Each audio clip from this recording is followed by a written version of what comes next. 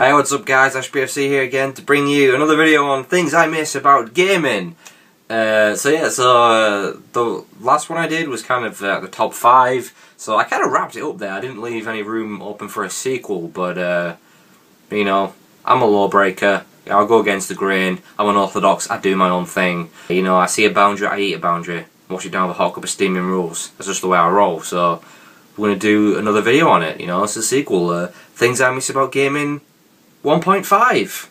So, without further ado, let's start this bitch. So another thing I miss about gaming is those awesome boot up screens you used to get. Those old school console boot up screens. They were awesome. Particularly the sound. I'm talking about the music that sort of came with it. And it's just not the same anymore. So, you know, let's take a look at some boot up screens. Alright, Xbox 360. Let's power this bad boy on. It takes half a century for even to come on your TV, so that's ruins most of it. Yeah. See, rubbish. You get your little green swirly shit no one cares about, little ball. Oh, Xbox 360, crappy little mouse that comes with it. No need, rubbish, boring. That's not what I see. That's not what I want to see when I switch on a console. Rubbish. Let's get that off. Alright, next up, PlayStation 3. Ooh.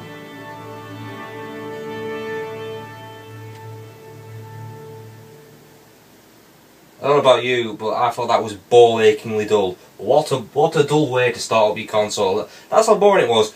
My balls ached from the dullness of that opening. Little swirly crap again, little noise. It's like it can't be bothered. It's bored of loading up. I can't be arsed.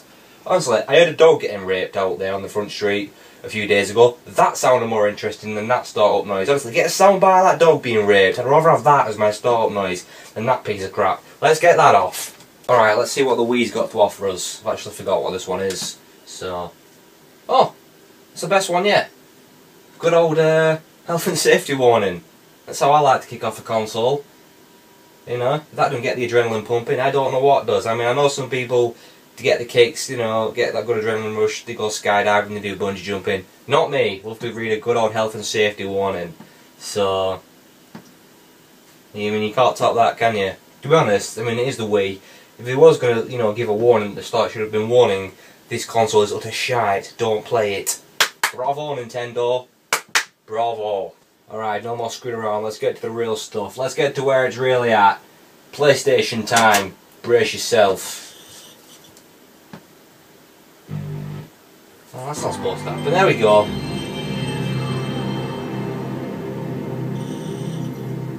Listen to that. Now that's a friggin' welcome. Come on. Who doesn't miss that? Seriously. That's what it's supposed to be like. Here we go. My personal favourite. The Dreamcast.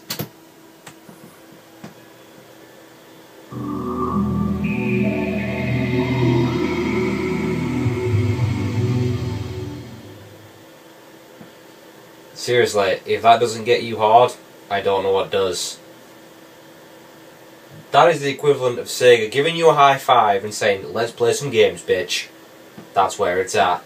So another thing I miss, and this is a big one, I miss Sega. You know, I miss when Sega was on top, when Sega was one of the big boys. You know, when Sega made consoles, you know, the Game Gear, the Master System, the Mega Drive, the Saturn, the Dreamcast. You know, those were the days. I mean, the real console war was Sega versus Nintendo. Mario versus Sonic. That was your real console war. That was it when it was just Nintendo and Sega. But Sega, they were so great. I mean, the Dreamcast was one of the most revolutionary consoles ever. It was amazing. It had online capabilities. You know, it had these amazing graphics. It was absolutely brilliant. I mean, the whole screen on a gamepad, you know, which we see now with the Wii U, that wasn't Nintendo's idea. Sega did that first with the Dreamcast. The thing is, it wasn't just a screen built into a controller, it was your freaking memory card. You could take that thing out and play games on it, and it was absolutely brilliant. It was amazing. And can I remember Sega World? Did anyone go to Sega World as a kid? Oh my god, what an amazing place. I mean, we used to have one in London, and I went there as a kid, and it was absolutely unbelievable. I mean, on the entrance there was this huge like statue of Sonic, which was amazing. You went in, there was just Sonic everywhere. Big statue of Sonic, big pictures of Sonic, music blasting out all this different Sonic noise. You could hear like the ring collect noise from all the Sonic games. You had Sonic games to play all over, kids running around dizzy on lemonade. It was absolutely amazing. I love that place. I mean, whatever gaming company had their own world, you know. Nintendo's never had its own world, has it? Or, you know, Sony's not got its, you know, PlayStation world or Xbox world. I mean, friggin' Sega world. It was the most epic place you could go as a kid. And, yeah, I'm pretty sure they've all closed down. The one in London closed down a long time ago. But, yeah, it was amazing. And, yeah, I miss Sega being on top, man. I really wish Sega would just kind of rise from the ashes, you know, and bring out the Dreamcast 2 out of nowhere and wipe, you know, Sony and Microsoft out, and let's have it old school Nintendo versus Sega again. But you look at Sega now and no one really cares for them. They're just kind of a publisher that doesn't really do that many great games anymore, and yeah, I miss Sega. Another thing I miss is cartridges. When video games came on cartridges. Remember? Nintendo 64 cartridges, Sega Mega Drive cartridges, Super Nintendo, and Nintendo. I mean, look at the size of that. It's huge. It's like a brick.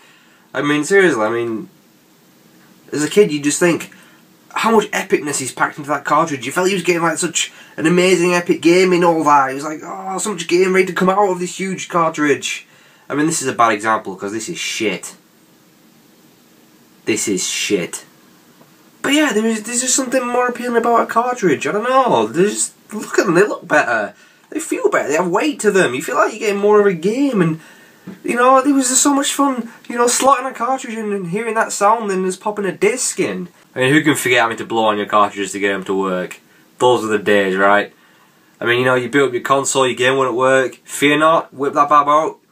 Give it a blow. You're good to go. And there'd be a certain satisfaction about blowing the games. I don't know, but I just thought it was fun blowing the games, man. I mean, you got blown a disc. You blow on a disc, you're just gonna get breath marks all over, and if you have death breath, you're probably gonna melt the thing. I mean, just look, there's so much more appeal to the cartridge. I mean, this is just a thin, round, flimsy thing to this bulky thing, man. And one of the cool things is, these things last. I mean, this is from 1989, and this is, you know, over 20 years old. It still works. 20 years from now, are your discs going to be still working? Probably not. I mean, think how easy these things are to break. The number of games I've had to throw away because I damaged a disc. I mean, they're flimsy, you know, they're easy to crack, they're easy to snap. But most of all, I mean, they're so easy to scratch. I mean, even a little fingerprint, you know, can stop your game from working properly. But, you know, even if you try so hard to look after them, they still somehow manage to get scratched. They somehow manage to get scratched in the box. They get scratched in the console. All that spinning around, they get worn. And you know, you get stuff like, you know, the laser can't read the disc. It skips, it jumps, it doesn't load, it doesn't work full stop. I mean, they're a bad design. And the thing is, discs, they can be quite dangerous. Come on, surely I was not the only kid to ever get his finger stuck in a disc hole.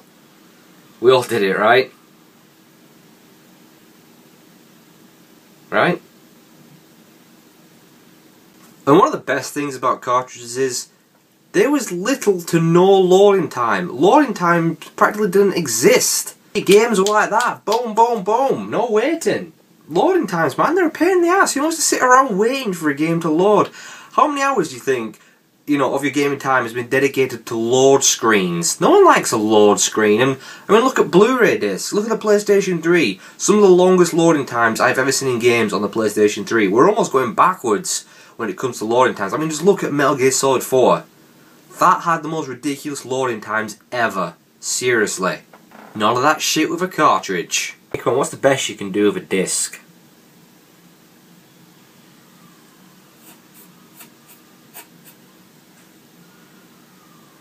I want cartridges back. So on to the next thing I miss. I miss game boxes. You know, when your video games used to come in boxes, not cases. I mean, now, you know, they come in DVD cases, you know. Your 360, your Wii games, your Wii U, and your PlayStation 3 comes in your Blu-ray style boxes. Dull, boring. I mean, listen to it. They even rattle. Dull, boring.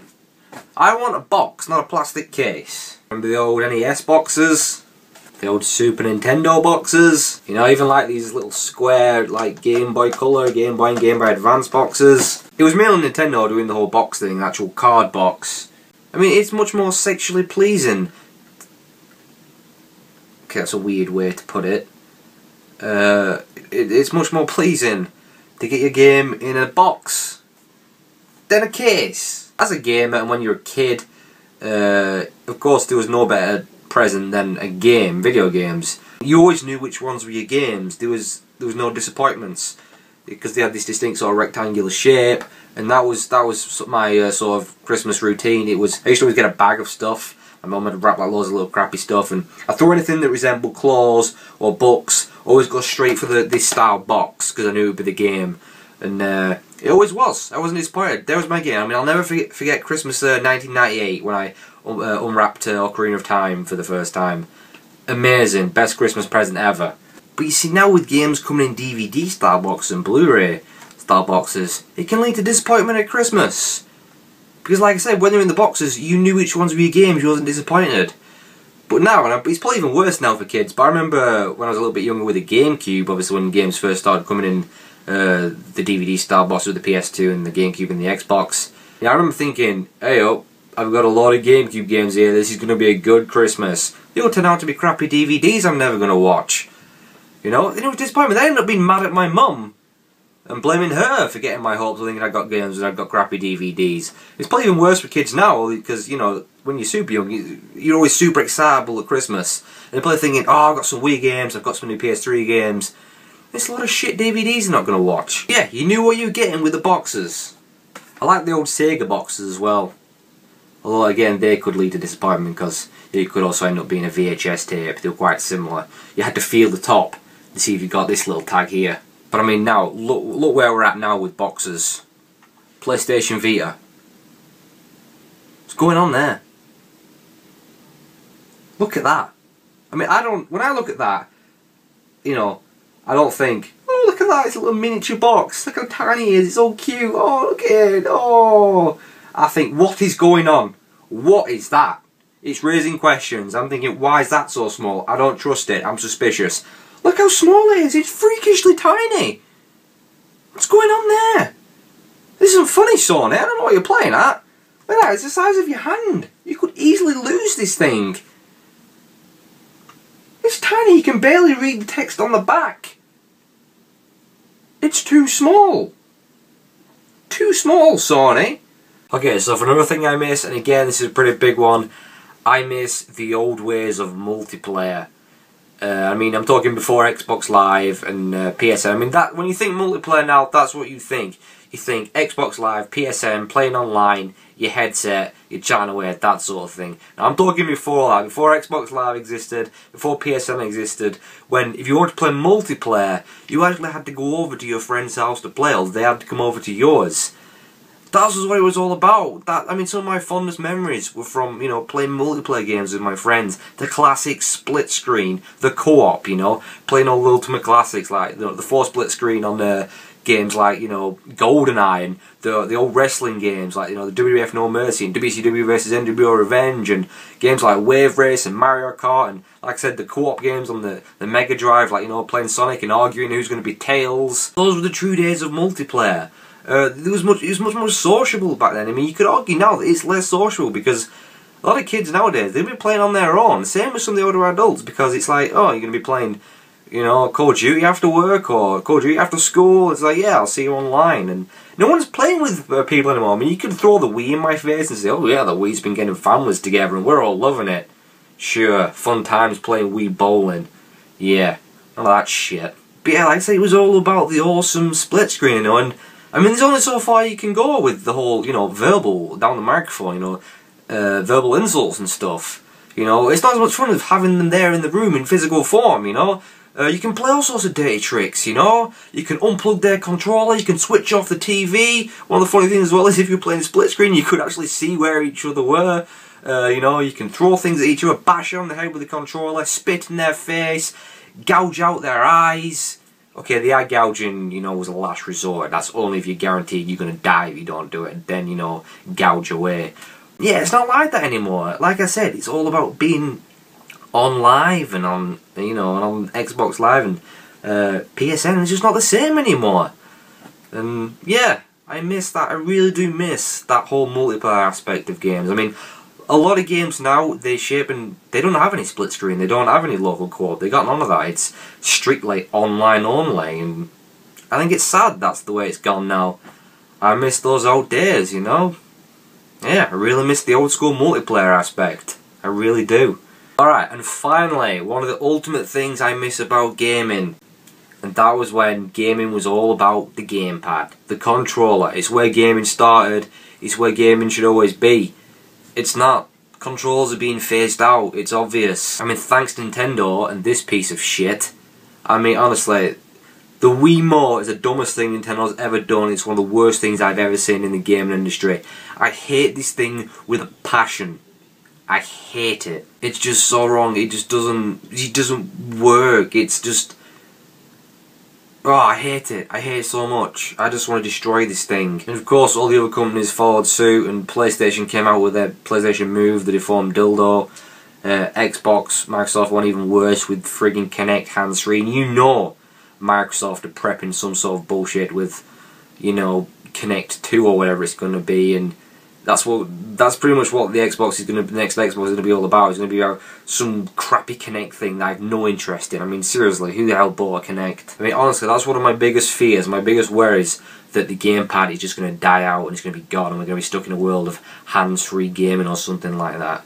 Okay, that's an exaggeration. It's not an actual genuine fear. I mean, obviously, if you're wondering, I do have more rational fears like the average normal person has. You know, things like spiders, the dentist, old people, zombie apocalypse, getting into a fight with Chuck Norris, you know, finding a pubic hair in my takeaway, commitment, shit in my pants, Activision bringing out their own console, Call of Duty the movie, erectile dysfunction, getting shampoo in my eye, Shenmue 3 being announced as a first-person shooter, EA Games buys Rockstar, getting trapped in a fridge, missing the ice cream truck, you know, and AIDS. But yeah, I just don't want to clear that up. I don't want anyone thinking I was weird. I grew up with the controllers, you know. They've all come in different shapes and sizes, but essentially they've all been the same thing. But you know, I honestly do think they're going. The day controllers stop being a part of gaming is the day I stop being a part of gaming. I won't play video games if a controller goes. That's it for me. The controller needs to stay. Please stay. Don't go anywhere. Yeah, so that's that. That's more things I miss about gaming. So yeah, I hope you guys enjoyed, and thanks for watching.